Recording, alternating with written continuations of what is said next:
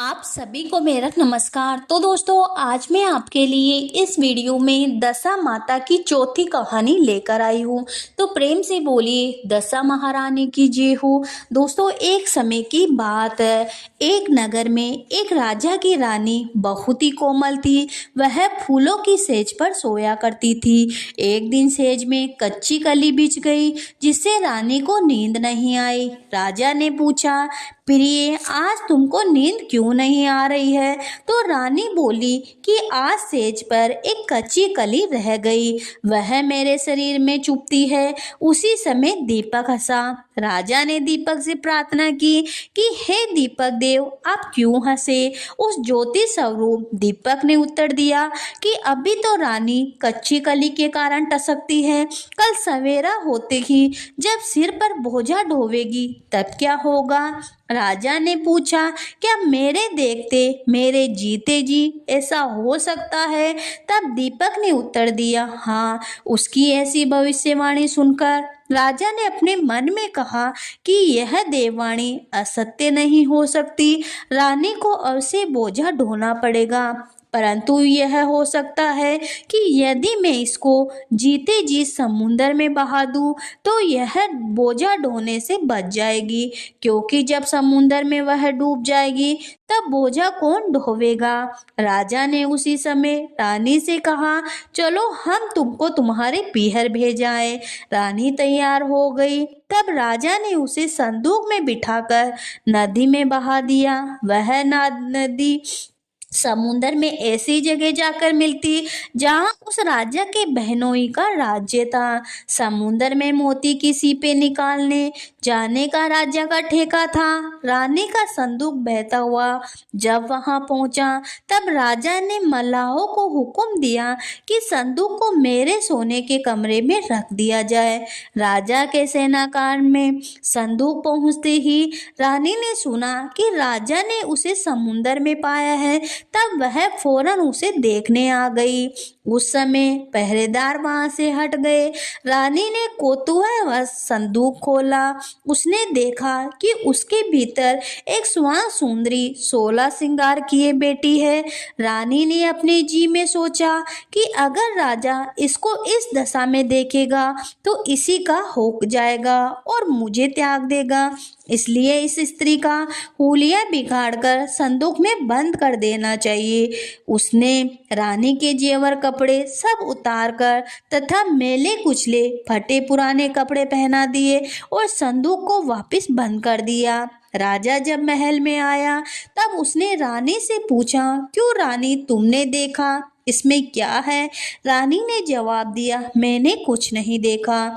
राजा ने रानी के सामने संदूक खुलवाया तो उसमें फटे पुराने कपड़े पहने एक भिखारनी सी दिख पड़ी। रानी ने कहा, यह तो कोई निर्वासित भिखारनी दिखाई देती है, इसको कारखाने में भिजवा दिया जाए, वहां लकड़ी ढोती रहेगी और खाना खाती रहेगी। राजा ने रानी के कहे अनुसार उसे कारखाने में भेज दिया। एक दिन रानी की सहेलियां नदी में स्नान करके दशा रानी के डोरे ले रही थी। एक डोरा अधिक था, इसी विचार में थी कि यह डोरा किसे दिया जाए। देव योग में उसी समय वह लड़की वहां रानी के वहां जा पहुंची। उन्होंने उसे कहा, बहन, यदि तुम कोई नीच वर्ण हो तो हमारा डोरा ले लो। रानी ने कहा, मुझे गंडे लेने से कोई इनकार नहीं है, परंतु मुझे तो खाने भर को मिलता नहीं, इसकी पूजा कैसे करूंगी? वे बोली कि तुम इसकी चिंता मत करो, हम रोज इस जगह स्नान करने आया करेगी, 9 दिन तक कथा कहानी कहेगी, तुम भी नित्य कथा सुन जाया करो। 10वें दिन पूजा होगी, तब तक दशा रानी चाहेगी तो अवश्य तुम्हारी दशा बदल जाएगी। तब रानी ने श्रद्धा पूर्वक डोरा ले लिया। उसी दिन रानी के पति को यह चिंता उत्पन्न हुई कि रानी को संदूक में रखकर बहा तो दिया, परंतु उसको कोई समाचार नहीं मिला कि क्या हुआ। किसी तरह उसकी टोह लगानी चाहिए। अस्तु राजा ने नौका पर सवार होकर नदी द्वारा यात्रा करता हुआ अपने बहनों के यहाँ पहुंचा।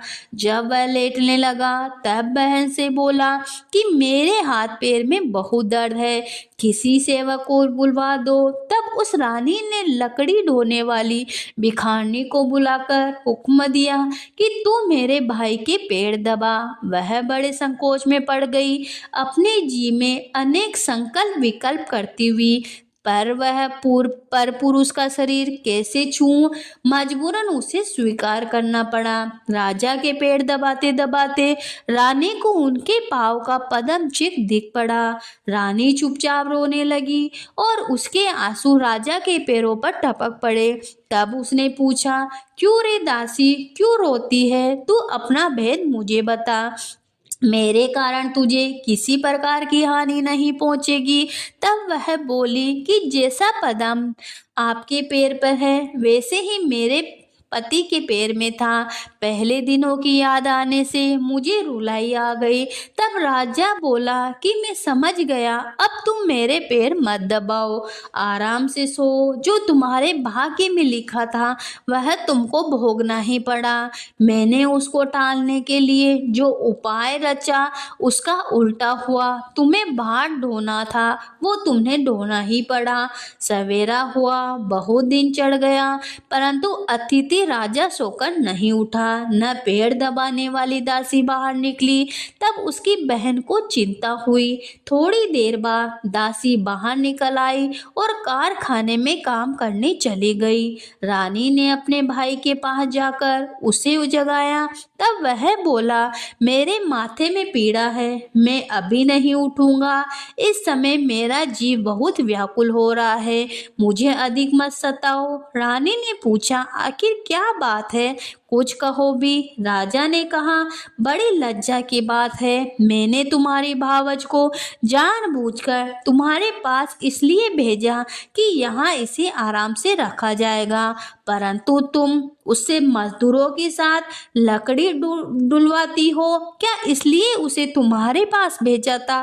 तब बहन बहुत लाचार होकर बोली कि भैया वह तो एक सिंदूक में बंद थी, नदी में बहती हुई आई थी, हमें क्या पता कि यह मेरी भावज है। उसने दासी को कहा, उस लड़की वाली दासी को बुला कर लाओ। जब लड़की वाली दासी आए तो उसने भावज से माफी मांगी। बहन के पास रहने के पश्चात वह राजा अपनी रानी के साथ राजधानी लौट कर आया।